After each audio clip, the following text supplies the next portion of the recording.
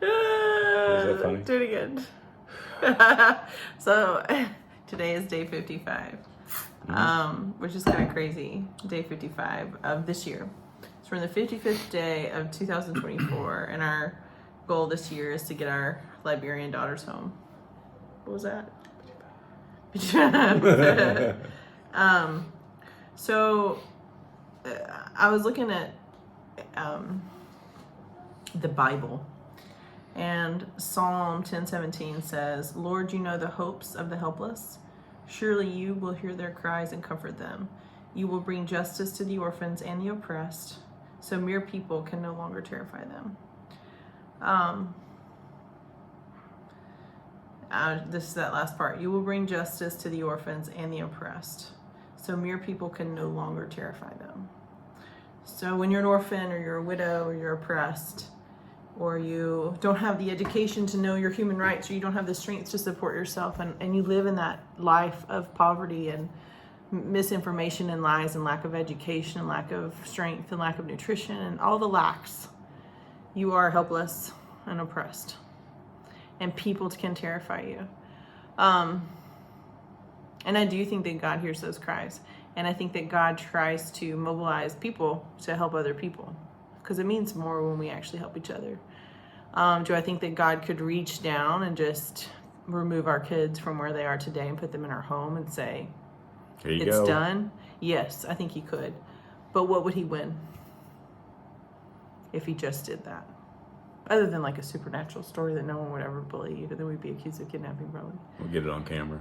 But when this says that you will bring justice to the oppressed, so mere people can no longer terrify them, I think that as Christians, as people of faith, as people of right and wrong that want to see the right thing done, I think we have to realize that we play a part in the mere people that terrify. So I told Jeremy, like, he made a funny face because I was like, sometimes I'm so serious when I start the video. I'm like, Got a smile or something? and I look so mean. And it always seems like that's the screenshot that YouTube chooses to put on the camera. We had about our morning? an emotional day. Well, we'll talk about our morning first. That was funny. Yes. So our good friend Nelson was I coming should to have meet us. videoed it, but I was just too busy holding Lexi's hand. And all I could hear was Devin's voice in my head, like, what are you doing? What are you doing? What are you doing? Pick her up. What are you doing? So he calls me. Because Nelson offered to carry our youngest when I say our youngest, I mean the youngest living here, which she's 7. We have 2 7-year-olds, 1 6-year-old, but living here we have a 7-year-old. Jerry was getting mad at me because I'm interrupting. But all I could hear in my head was Devin saying, why aren't you picking her up? And I'm like, I'm holding her I hand. need a safe word for these conversations. Because you want to talk. Yeah. Butt in there, Alpha. Pineapple. Get on in there. Nobody understands how Alpha Jeremy really is. So- like in our household, like I can have an opinion, but I don't get to make the decision. We have to have a committee meeting. That's how God created it. Jeremy's like, no. I'm like, I want to go visit our kids in Liberia. Jeremy's like, no. I had to convince him. This just started with a story. Go ahead, tell your story. So Of Nelson our calls walkabout. me this morning. He's like, I'm God stuck in bless traffic. Nelson. And he's doing the video chat, and he shows me. I'm like, yep, sure is a standstill. Like, we would have believed him. I believe you, pal. And he's like, I can come I'll walk to you. I'm like, you'll walk to us, and then what happens? That's exactly what you said, right? Then what? And then so he's like, no, you meet me out the gate, and we'll walk back to my truck. It'll be faster. I'm like, through the streets of Liberia? With my kids? So in my heart, I'm like, this is a bad idea. This is a bad idea. So, but we want to go see them, and we wanna there's go like see deadlock them. traffic. Deadlock. Because they're asked me what literally I widening thought. the road today. I'm And like, it's Nelson's not not gonna planned put or us in orchestrated. danger. It's I said- literally a standstill. I said, everywhere. Nelson's not going to put us in danger. It's fine. Let's No, go. it's fine. It's daytime. It's okay. Not going to put us in danger. So we're out there, waiting at the front of the resort, like, hey, and I'm wondering, like, the security guards are looking at us like, what are these crazy honky They see Americans us gonna leaving do? a lot. Like, what are But these guys doing? They think they're safe or something? So anyway, we're like, I see a guy coming. I think that's him. I'm like, with our 3 kids, one of them holding a no, coloring it's book. not him. And then finally I see him. He waves at us. So Well, let me- first we saw this KK car just tearing down the road. I'm like, I don't think he got in the KK, but maybe he It's did. efficient if he did.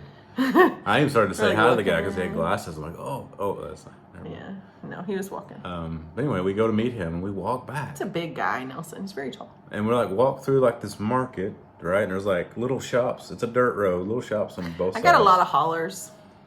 They accused Yeah. me of being a white woman. They were like, "Hey, pretty lady." Very observant. You are. Hey, pretty white lady. I'm like, oh, that's me. I didn't get any of that. That's who they're talking to me. Or my daughters. I don't know. So we had to So what walk was going through your mind when you were walking? We had to Because you're in the walk- caboose, right? I'm the caboose, bring up the rear. So I had the little one holding my hand. So we had to walk up to the side of the road, like literally it's like an embankment where they're doing construction. We're like Yeah. walking beside on this little dirt trail, like a goat trail. It's For definitely like, I don't know, it's not very far. It's like 100 yards probably, it's not far. no, not far. But I mean, And then I see this truck and I'm like, oh, And then the thank goodness we're not police- going to get lynched. there was like a wreck and the police were fighting and they handcuffed two guys Had together. two guys handcuffed together, yeah. And then one cop was like dragging them handcuffed together. It's Like he handcuffed the two people that were fighting with each other, handcuffed them together. like it's different seeing Liberia, as they say. Liberia, yeah. When We you're made in it a to the car, truck. hang on, when you're in a car, but then when you're on foot, and you're like walking beside the people. Oh, country mouse. I am. Were you like, oh? Well, I'm just like, put the kids in the middle.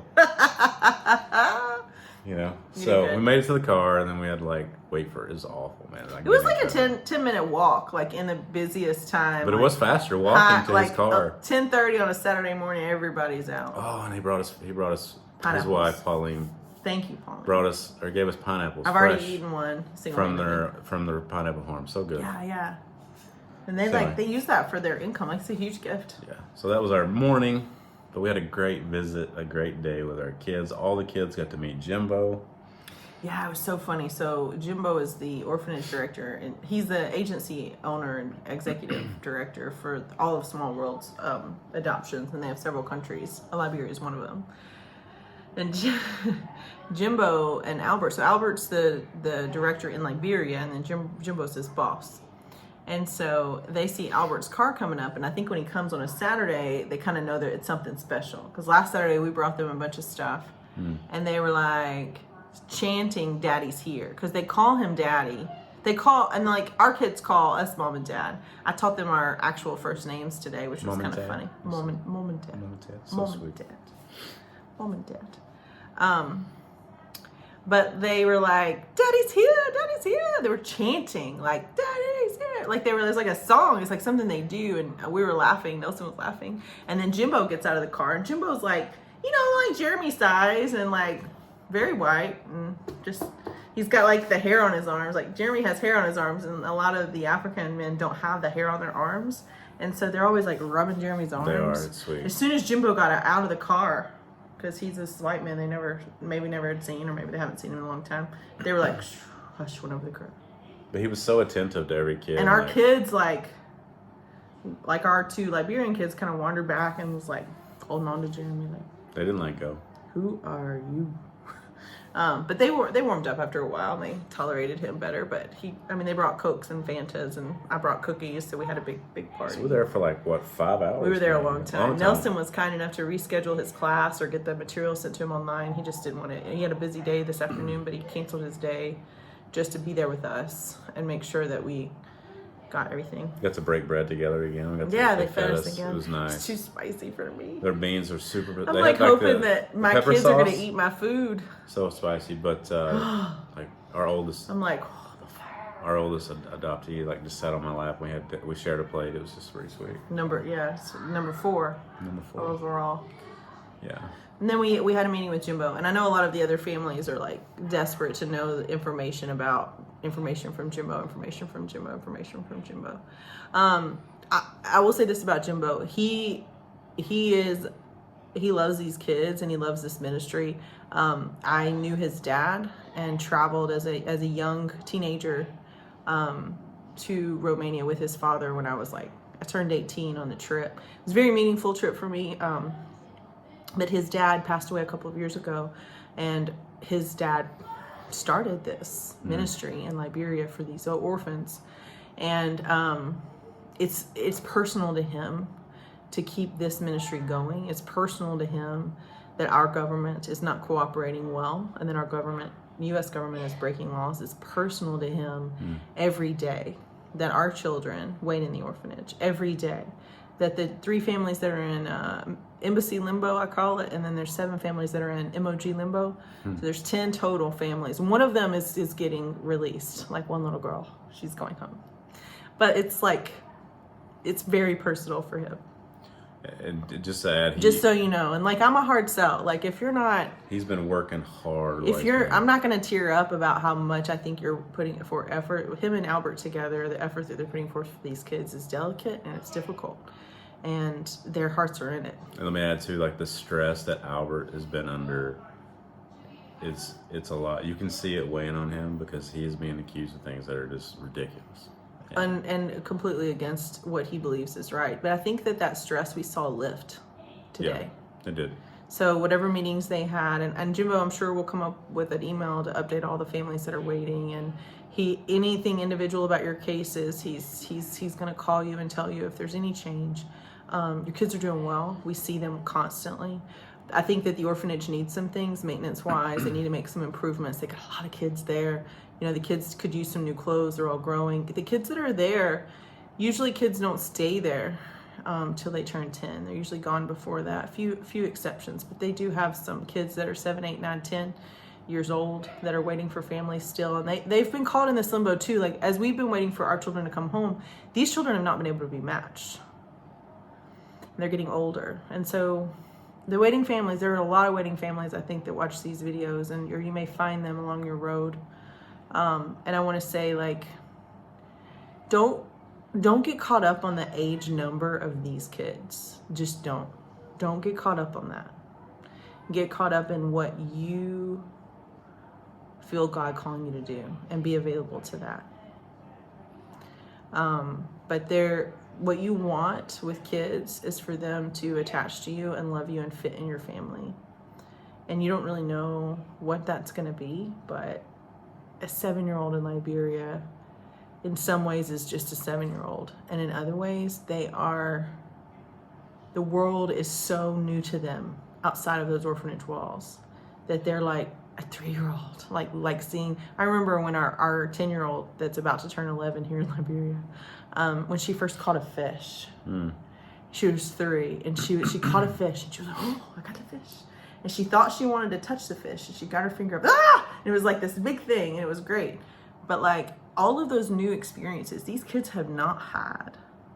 Yeah. So you're not getting a 7-year-old or 5-year-old that's experienced anything, but first they were starving, and no one could help them. Even people that wanted to, and then they came to the orphanage. And I think Jeremy and I have expressed some little bit of frustration on the monthly reports we get, because it seems like a cut and paste. It seems like it's the same report, little changes here and there, but their life is the same every single week. Day in, day out. There's no change. So we got their lunch. This was interesting. Like, they get a giant bowl of food.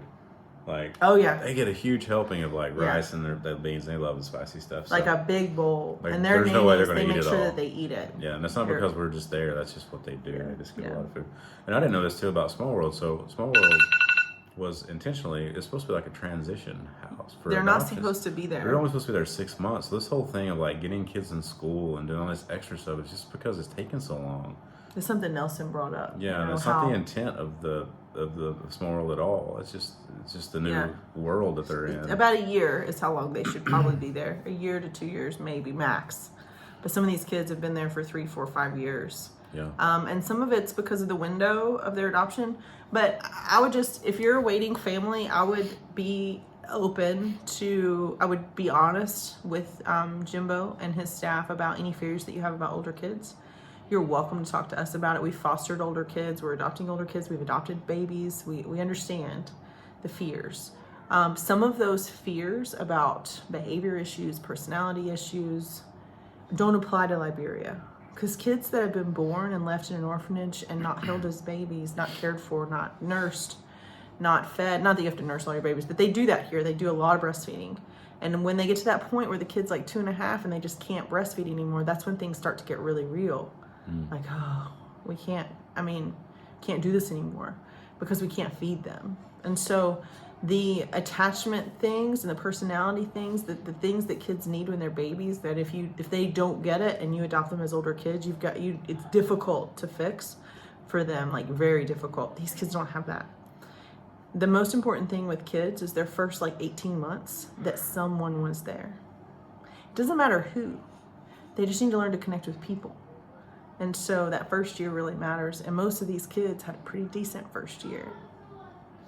But Liberians will try. So if you're looking for kids that are 0 to 3, you may not find that in this program. Kids that are 4, 5, 6, 7, 8.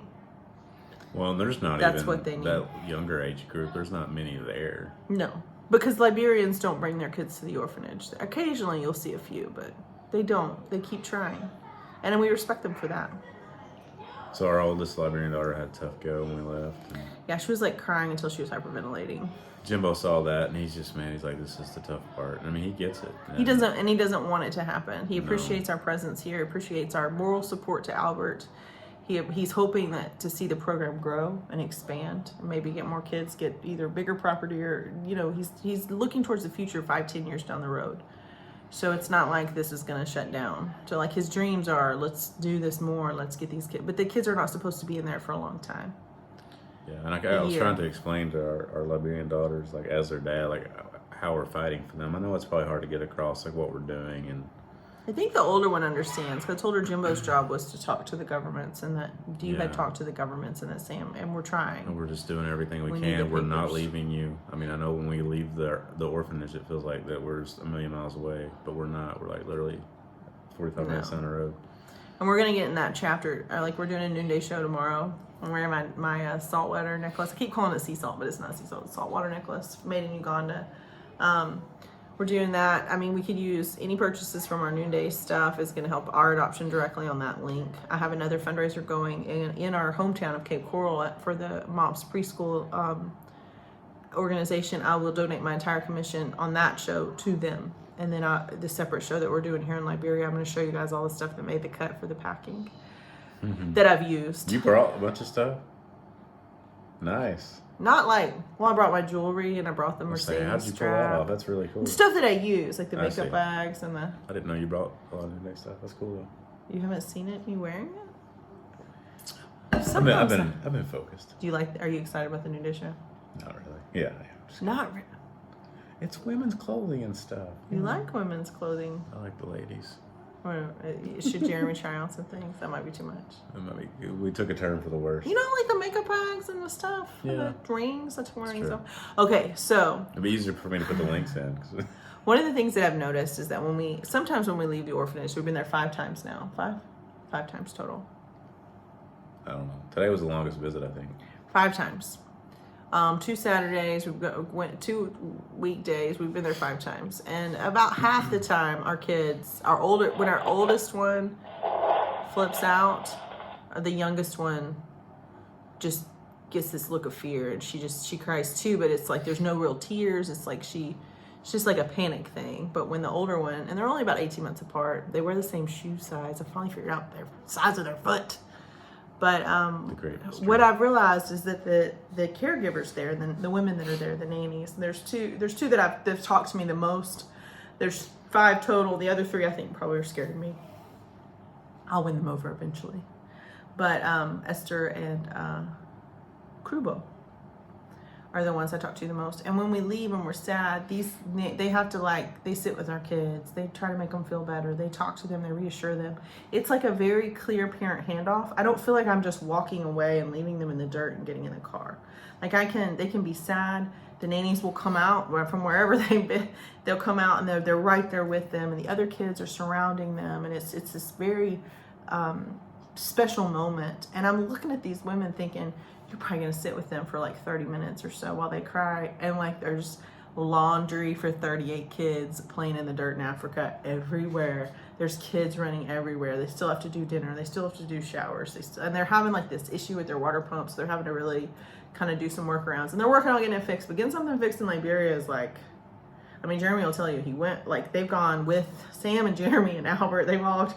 And it's just, people just don't do work efficiently here. Or they don't know how, or they run into problems. It's just a developing country with a 46% literacy rate.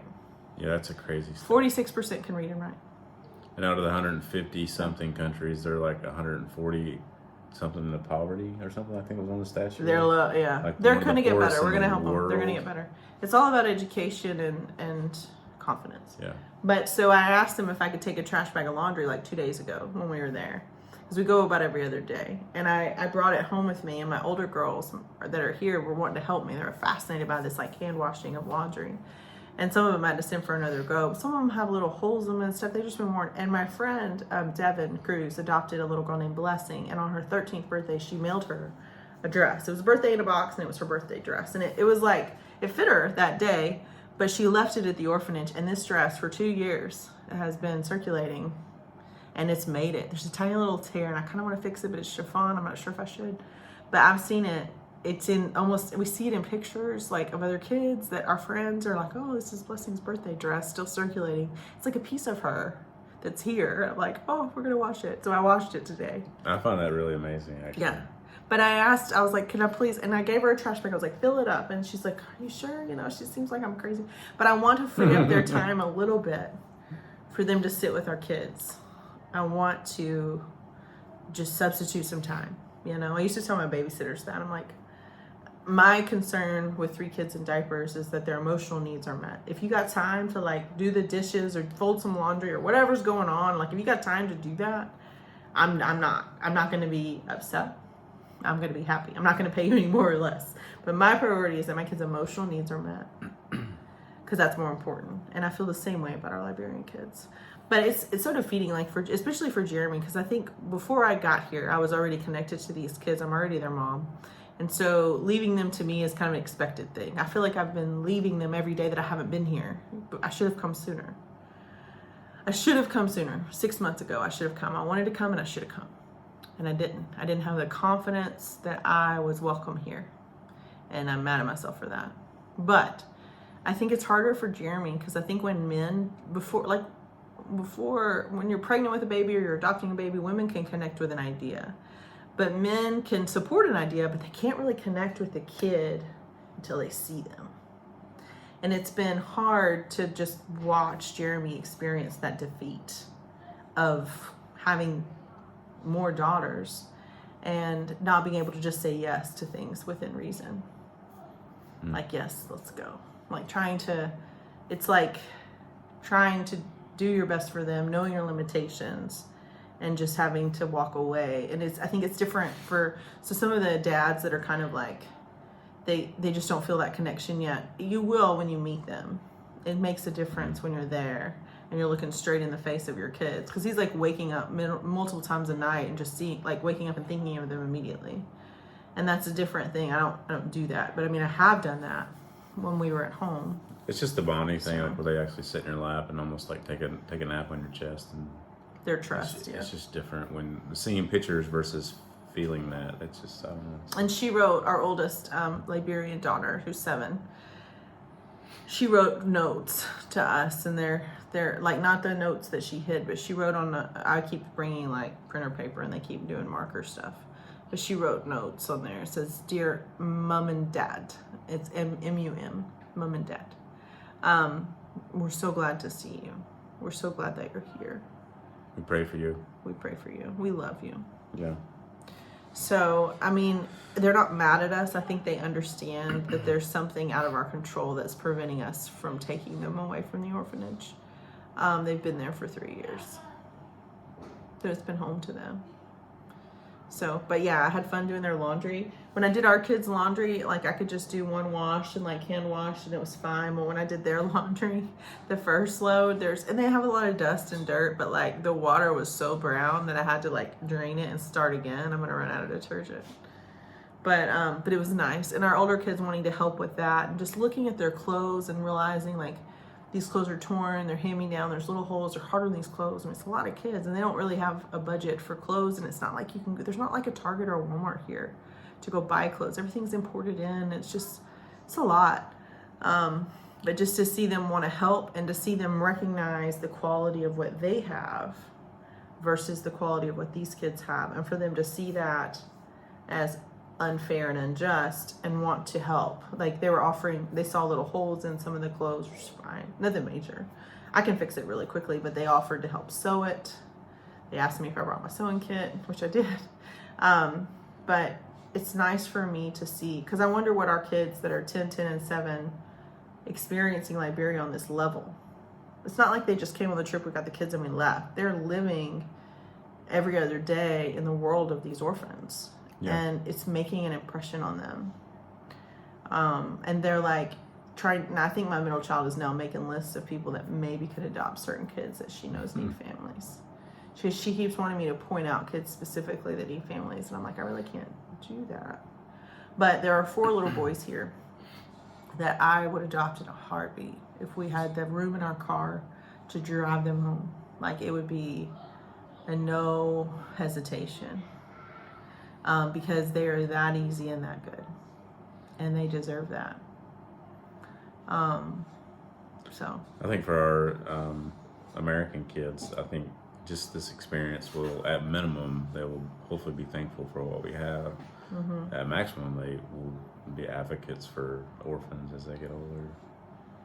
Yes, and they've been safe. Like, even walking down the Liberian Road today with Nelson, like, if you come and you want to bring your other kids, like, they can be safe, they can be fine. You don't have to stay at the Tropicana. You can. It's very easy for Nelson because it's closer for him. It's close to the school. He's going to take college courses for elementary education, so he has dreams to start a school and help with that. He's an orphanage director himself, so it's convenient for us to be at the Tropicana. Tropicana is great for big families, but there's definitely, Tita is close by as well. Tita has befriended us and treated us like family. Hopefully she can come over this week. She checks on us randomly. Yeah, she checks on us daily, actually. She'll check on me daily. She told me she had an oven if we needed to bake a cake, but that she could bring it to me, so I'm not really sure like what kind of oven she can bring to me. Not sure. But yeah, so if you want to bring your kids, you're fine here. Victoria Butler actually inspired me the most about bringing little kids, because she stayed at the Tropicana with 4 kids 5 and under. So she had her new Liberian children, who unfortunately she had to take back to the orphanage to wait on the U.S. Embassy to screw up their lives. Thanks, guys. Yeah, Appreciate thanks. that. That's a sad note. But she was fine for 4 or 5 weeks with 4 kids 5 and under. So I was like, oh, in that ballpark, I was like, sold. I don't know Victoria that well, but when I talk to her on Messenger, amazing, I'm like, I feel a connection to you. Any chance? I'm dying to just pick up her kids and drag them out and put them in my bag. I think I can do it. I think any chance that you get to dig on the U.S. Embassy and the government, I think you should take that chance. We just want them to do their job. It's not hard. Follow the rules. And that's what Sam's mantra, Sam Bruce, his new mantra. And Jeremy says he says it to everybody. Like, he's like, the greeter at the door, the person in the KK car, his driver, our driver, anyone that he sees, whoever he buys a Coke from, like anyone. And he's learning the colloqua language, so he's trying to talk like a Liberian, and I think he does that out of curiosity and respect, and I think just a challenge. But he's doing his best to like speak like they speak. But what does he say? He says that he wants his his kids are stuck at the Ministry of Gender just like ours are. Yes, he keeps telling everybody, I want my family to be intact. I want us all to be together. I want to get past the Liberian piece. Liberia, don't be afraid of the U.S. government. We will handle the U.S. government. Get us to that point. I will handle my own government. I will handle my people. He's like, my own people are bringing this pain and suffering on all of us. And yeah, he's giving them the confidence to let it go. It's not their fight. It's ours. Yeah. And we will. Yeah. I mean, if you put me and Sam in a room with one of these ambassadors that's causing a problem, I can guarantee you they're going to walk out penitent. And not because of anything we do. We would never touch them. We would never hurt them. But I think Sam and I would put them in a word blender and be like, so foreign policy says this and this and this, and what are you doing? And we would say, God bless you. We're going to pray for you, and we will pray for you. But you got to, at minimum, do your job description, or you cannot stay here. You might as well resign. I would love to be in a room to question one of these people, because the interrogation that these guys are doing for these birth mothers is ridiculous. And we did talk a lot with Jimbo about that, about trying to get a representative or interpreter or something with these birth mothers so they can have a representative with them, because we think that U.S. law should support that. If Liberian law supports it, then that would fix it. So we're trying to find out if there's Liberian law. I think it should happen. It should be a mandatory thing. Well, it's common culture in America to not do anything alone. So. Rock and roll. Yeah. So I want to read that verse one more time. Oh, well, I'm going to let you read it because it's going to make me cry. 17 and 18. Lord, you know the hopes. It's Psalm 10, 17 and 18. 17. Lord, you know the hopes of the helpless. Surely you will hear their cries and comfort them. You will bring justice to the orphans and the oppressed, so mere people can no longer terrify them. And if you're the parents of matched kids in Liberia, and whether or not you can get on a plane and come here, it's up to you. I think being present has made a huge difference for our case. We'll see how long it takes, but if we get quick results like I think we're going to, then we should have fundraising money left over, so we will help you come sooner. But when this verse says, you will bring justice to the orphans, the oppressed, so mere people can no longer terrify them. What if God's answer for the oppressed people is not him coming down and like supernaturally fixing it, but him sending us as examples of this is a human right. This is a service that you can't say no. Like, this is respect of these women when they get questioned in the embassy. This is respect of this process that you have to be expeditious. Maybe God's answer for this Liberia problem is that Jeremy and I and Sam and Carrie and other families, Jimbo and Albert, that just have to stand up to this evil attack and say you're not allowed to be here. Maybe that's the answer. Yes. And there is strength in numbers and idea. And there's strength in optics. So if you share our videos, thank you. If you watch our videos, thank you. I get so excited. Trina Greer will watch my videos and then she'll send me an email, like a follow-up. And Sherry Wilson too. So Trina Greer is a friend of ours in the United States, and we know through a friend of a friend. I've never actually met her in person, but she's been a great resource of encouragement. So thank you, Trina. And Sherry Wilson too, who lived in Liberia for a time and worked here and adopted from here and has a lot of experience here. She's been extremely helpful. She's like, I just watched your video and I have this idea. I'm like, maybe this will help you. And she's offering to bring, she's offering to send things for us and bring things for us and do whatever. She's hooked us up with her friends and that are here, and she's just given us a lot of encouragement. So thank you, Sherry. And we're going to church tomorrow with Nelson. Very excited about that. Yes. And I need to get permission from Sela, Nelson said, to see if I can help, because they have a lot of fundraising things going on there. I don't want to. And you can dig a well anywhere in their property. They own 2 acres for their orphanage. They own it, and they can pretty much dig wherever, as long as you do deep enough into the bedrock, you're going to hit fresh water. So I was correct. He understood my question. Good. I clarified it, remember, today. I was like, did. so anywhere? And he's like, yeah. You just got to he talked about the layers. Yeah. So, and he drives a Nissan Armada, which is nice. Yeah. We looked at those. I need to finish these paving, so that was the traffic easier problem. on the cars. I feel like Nelson lost a year of his life almost. I feel like his beard got a little grayer waiting for us, because he's so passionate about us connecting with our kids, and he's got his own life, his own problems, but he's put his own life on hold so that he can bring us pineapples and be our and I'm learning a lot about Liberia. Can you be my spirit guide? He is. I've always wanted a spirit guide named Nelson. In Liberia. Well, I knew Nelson would be helpful for us. Totally. And I appreciate his help. Yes. So, is there anything else? It's a long video. I'm sorry, guys. Yeah. That's okay. I've noticed our longer videos actually get more views, so there's that. Maybe we're entertaining. Maybe they just watch the first 5 minutes. I don't know. Like, what are these guys talking about? Do your face again. That's so funny. Yeah. That's my U.S. Embassy face. Stay tuned. Tomorrow's video will be the noonday show. I guess we'll do 2 videos. We don't want to. We got to talk about church and how it went. Tomorrow. Noonday show. That's right. Good I don't know when times. we're going to fit this in. All right. I got to go do Liberian laundry. I gotta go It's sleep precious on the kids, couch. man. Oh, and Ernest hasn't sound out of his Netflix yet. Thank you, Ernest. God bless Ernest. Every single time we go because we can't stream anything because we need like an IP address, which actually You Trina can stream sent like us this Prime. You can't stream Trina sent us a workaround for that. a VPN. Yeah. So thank you, Trina. If you're coming to Liberia the next 6 months or so, the kids need clothes, especially for age groups. So like 9, 10, 11, 12, up to, like adult smalls. They need clothes. Boys specifically, but the girls do too. They're running out of. I mean, there's no turnover in family. There's just pause, and it's pause to everything. But they need clothes. Okay, cool. Bye. Bye. I love you. Love you.